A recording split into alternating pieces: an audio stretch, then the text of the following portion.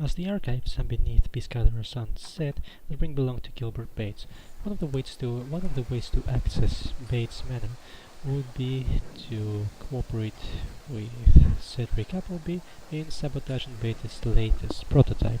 This way, he will tell us about a passageway underneath Bates' mansion from which we can access and confront Gilbert Bates regarding the ring. Now, since cooperating with Appleby will lead to one of the bad endings, we are going to go directly to the source.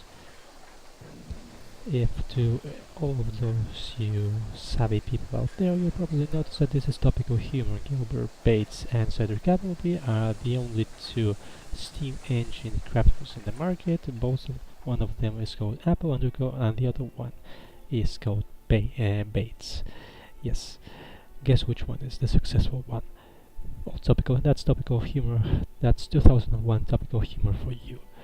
Now, to gain access to Bates' factory, to gain Bates' house, we can do it the persuasive way, or we can go defend his prototype from the next batch of thugs and hired hoods that Cedric Appleby will send towards Bates. The only benefit from the second approach will be that the factory will have a prototype,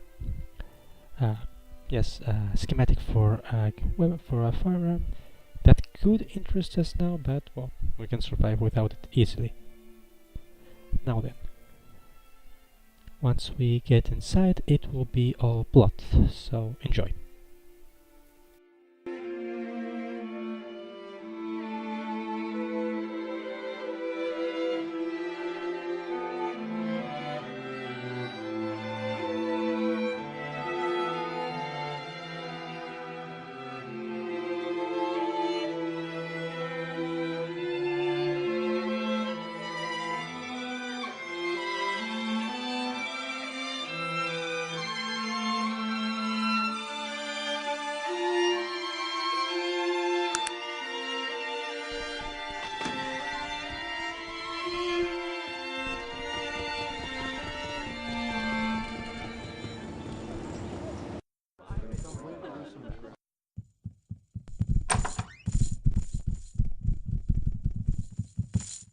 What sort of ruse is this?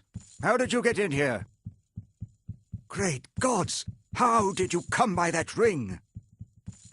A gnome? What manner of tomfoolery is this? Are you certain it was not a dwarf? Yes, I am familiar with the dwarves and their customs. Tell me, was there anything distinctive about this fellow? By Alberic, I knew it in my heart. That was no gnome. It was Stenar Rockcutter. Stenar was an old friend of mine. But for him to cut off his beard, by the gods, it's unthinkable. But please, tell me, did he say anything to you before he died? Did he say anything about me? The evil? What evil? And where did he escape from? Something horrible must have happened after I...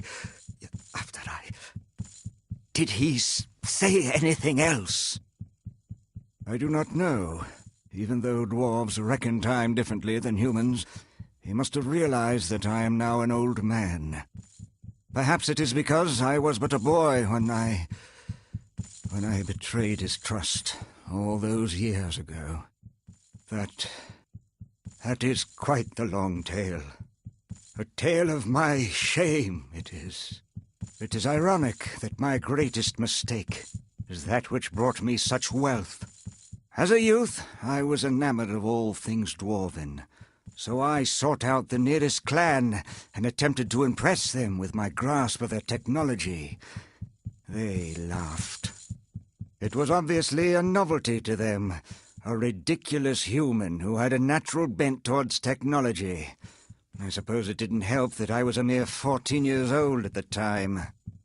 I became something they humored to entertain themselves. Stenar was the only one who truly called me friend in all those years. and betrayal is how I repaid his friendship. It was he who first showed me their steam engine, as he knew I could appreciate the beautiful intricacies of its design. They had left it to rust in a corner, as they had very little use for a device that would reduce the need for sheer physical power. Imagine a dwarf relying on a device to do his digging for him. It's preposterous. I asked him if I could tinker with it, perhaps improve on it, as I knew this was the key to becoming truly a part of the dwarven world. I quickly devised a way to use it to power a pump for draining the mines. When I fell all over myself trying to explain it to them, laughter was, once again, their only response. I knew I had to somehow gain their respect, so I hastily sketched some schematics and set out to prove my theory. The struggling human mining company that I brought the plans to offered me a share in their mines for the steam pump. I was ecstatic. I had not a care for their mines or their money. I desired vindication. When I returned to the dwarves to boast of my accomplishments and be welcomed into their clan, they were gone. The inventions came quickly after that, fueled by my anger and confusion. How could they have denied me my place amongst them after all my labors? Somehow I felt I could still prove myself to them. I continued searching for them in all my spare moments, but to no avail. But then they came, the robed ones.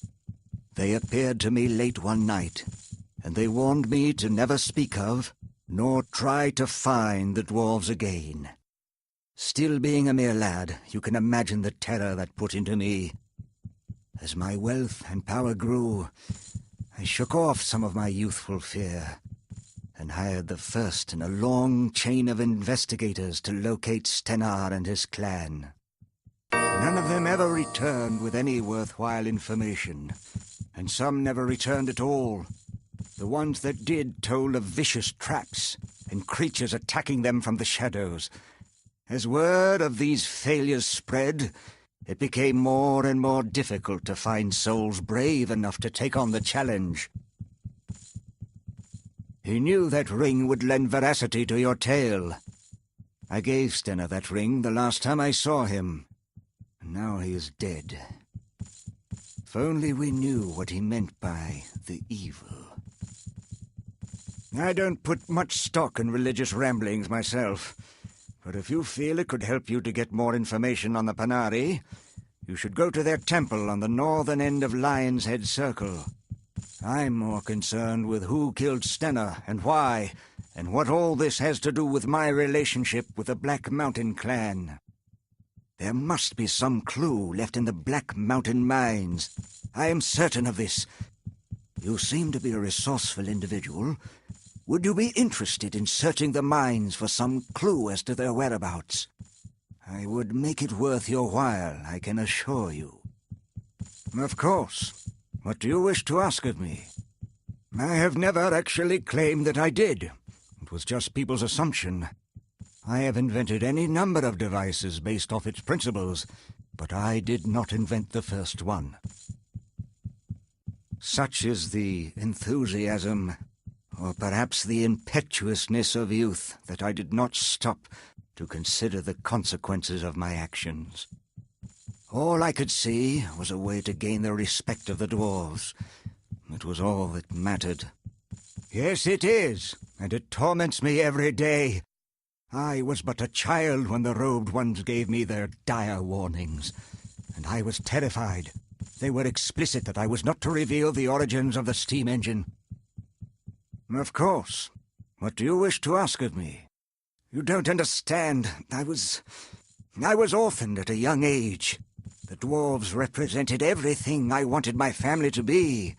A tight-knit clan, and the respect I had for their brilliance with technology.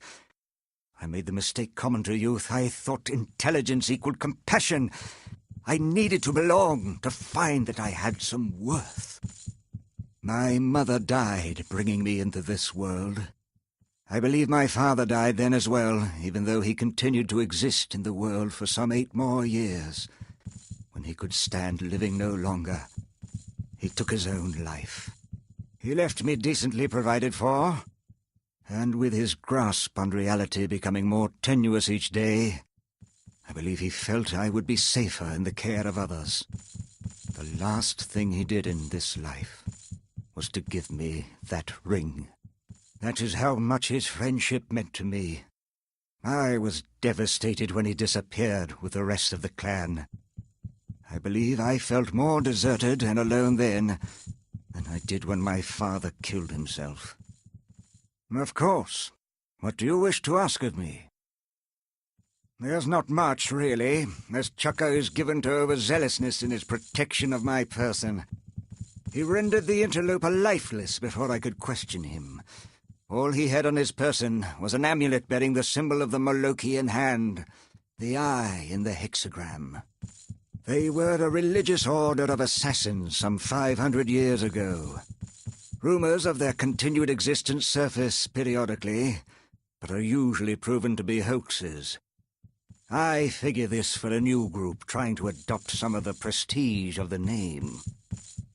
Let us hope for both our sakes that they are mere pretenders to the name, then. I would be loath to have the authentic Molokians out for my blood.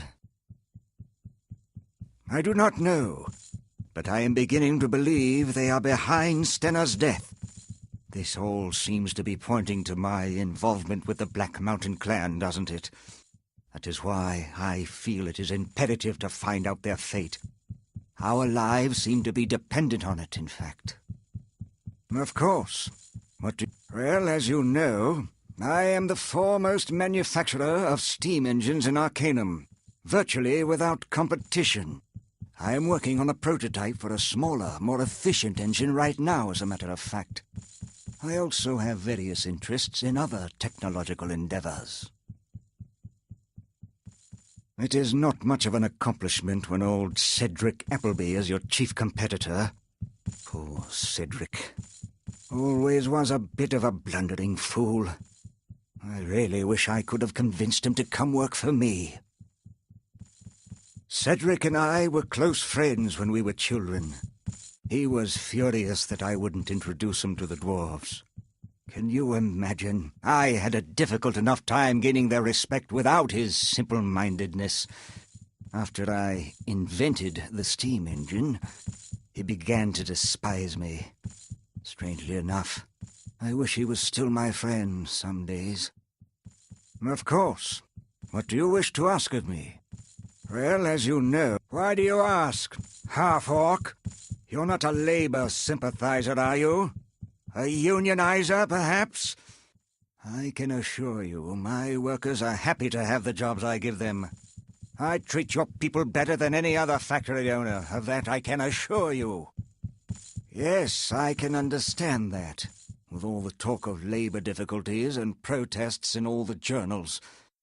But in answer to your original question, I believe that I am fortunate to have been spared a lot of the problems others have been experiencing with their workers. I do believe it is because I treat my workers better than most. Why, their working conditions are almost human. Of course. What do you wish to ask of me? Splendid! Here, let me mark your map with the location of the Black Mountain mines. I am certain there must be some clues to be found there. Please, return as soon as you have found anything. Oh, one more thing. I would like to purchase my ring back from you. I'd give you 200 coins. It would mean quite a bit to me. My father gave it to me before he died. Much obliged. I will speak with you when you return.